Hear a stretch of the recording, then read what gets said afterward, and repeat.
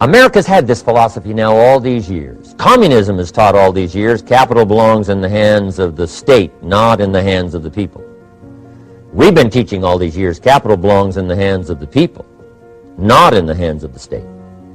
And we turned out to be right. Capital in the hands of the kids, capital in the hands of the people.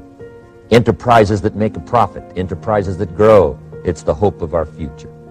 So that little simple formula, I hope, will help you. Now, one more key on financial independence, and that is attitude. Attitude. Here's number one. I used to say, I hate to pay my bills. My teacher straightened me out on that. He said, let's see, Mr. Rohn, what you hate to do is pay $100 on an account and reduce your liabilities and increase your assets. I said, well, no, not if you look at it that way. He said, well, it all depends on how you look at it. So wouldn't you love to pay your bills, reduce your liabilities, increase your assets? You got to have that kind of attitude. I found out the same attitude about taxes. I used to say, I hate to pay my taxes. And Mr. Shove said, well, that's one way to live. But don't you understand? Taxes is how we care and feed the goose that lays the golden eggs. Wouldn't you want to do your share? Someone says, yes, but the goose eats too much. Probably true. But hey, we all eat too much. We all need to go on a diet. Better a fat goose than no goose. So I finally became a happy taxpayer. Now, I think taxes are too high, so I'm working to get taxes lowered for our economic future. But then whatever they turn out to be, I gladly pay, do my part, because that's what makes the whole system run, each of us doing our part.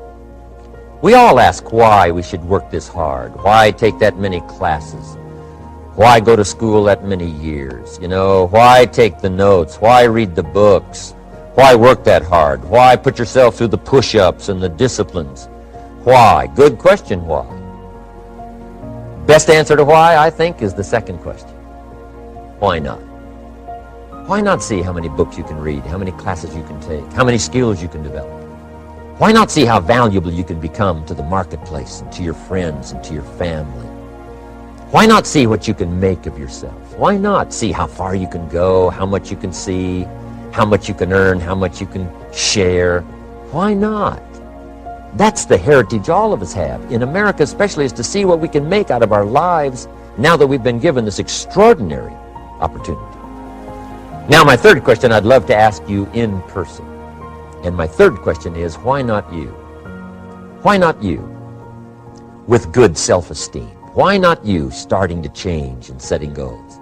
Why not you starting to make progress toward financial independence? If I can do it, you can do it. I wished I had a lot more testimonials here today besides mine. A whole steady stream that would come by and tell you their story. Someone who started with nothing, finally run a big enterprise. A mother who was on welfare, now she owns her own business. In addition to my story, I wish I had a lot more. And if all of them told their story, guess how they would probably wind up their story? They'd probably say, just like me, why not you? If we can read, you can read. If we can change, you can change. If we can figure it out, you can figure it out. If we can turn it around, you can turn it around. There isn't anything you can't accomplish. That's what those testimonials would say. And so I want to say it to you personally. Why not you? You've got the brains, you've got the stamina, you've got the vitality, you've got the interest, you've got your life ahead of you, you've got the future. You can do it. If anybody can do it, you can do it. If one of us can do it, hey, we all can do it. And now here's my last question. Why not now? This is a good time. As the 20th century starts to wind down, a few more years as we get ready for century 21, what a good time to set your goals, work on yourself, work on your skills. What a good time to get it together. What a good time to start this process. Personal development, growing, changing, developing, having a good plan for your money and for your life and for your future. Why not now? I think there's a consciousness that we are all a part of, that we all are connected to, that is intelligence, that has a knowing. And I believe at that deepest level, we know everything, because at that deepest level, beyond this physical body, we are everything. And so I think when I experience myself speaking in an audience, when I experience myself speaking as a kid, the best talks I gave was when I wasn't thinking, I wasn't in my mind. And so I can't tell you what it was exactly. I just know it wasn't just my ego mind structure, thinking, making stuff up. And so for me, I've just, the deeper I go, the more I have learned to trust that flow, the more I've learned to trust that intelligence, the more I've learned to just get myself out the way, and I think get comfortable with not knowing. I think the degree of freedom we experience in life is also in direct proportion to our ability to be in the unknown and not know. I think so often we're conditioned to know everything. We've got to know who we are, at least who we think we are. We've got to know where we're going. We have to know what's happening. We have to know what's going to happen in 10 years. And the reality is, I think life itself it doesn't mean we can't plan and can't have strategy, but I really have found in my experience of life, I think life itself is way bigger than what we can structure and plan with our minds. And so I think there is a way to plan and strategize, but not get so attached to our idea of how we think life should be and how we think our life is going to work out, and how we think the speech is going to go, as an example, and actually do our best, but also learn to get ourselves out the way. And I think when we really do that, to me, that's a process of just surrendering, the process of allowing life to unfold. And I think the best things, if we look at our lives, I think the best things that happen to us, at least I look at my life, the best things that happen to me are things that I could not have planned. The best things, the women I fell in love with, the people that impacted my life the most. I don't know if you plan to meet your wife on an exact day at an exact time, but I think these amazing things happen when we're open and when we're available. And so I've just learned to cultivate a relationship with life, to just be open and available to more. And I've just found that life often works out, if I'm really available, beyond what I can imagine, beyond what I can plan. And so I love living in that zone. To me, I call that a zone of magic, a zone of miracles, and so exercise is really important. Lastly, I really want people to have a brain wash day at least once a week. So in the last couple of years, we've learned that there is a lymph system in the brain called the glymphatic system. And no one actually believed it existed, but now it exists. And the brain actually, in deep sleep, which happens very early in the sleep cycle, goes through a literal wash cycle. It shrinks by about 20%. And all of these toxins, like amyloid, like tau, like bad pieces of protein, are actually squeezed out of the brain, like wringing out a sponge.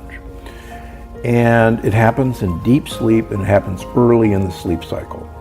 So we have to have a lot of blood flow to our brain to do that. The brain uses huge amounts of blood flow, but we have to have even more. So the evidence is that you need about a 3 or 4 hour window before the last meal of your day, before you go to sleep. Why? Because digestion is actually really energy expensive. So we put huge amounts of blood flow down into our gut. If you eat near the time you go to bed, that blood flow is down in your intestines, and it doesn't go up to your brain. So there's actually a recent study of men who had unstable angina or heart attack, and they followed those men who ate late at night, had a much higher incidence of a new angina or new heart attack. And so they're all really actually interconnected. So one day a week, I ask people, finish your last meal at 6 o'clock.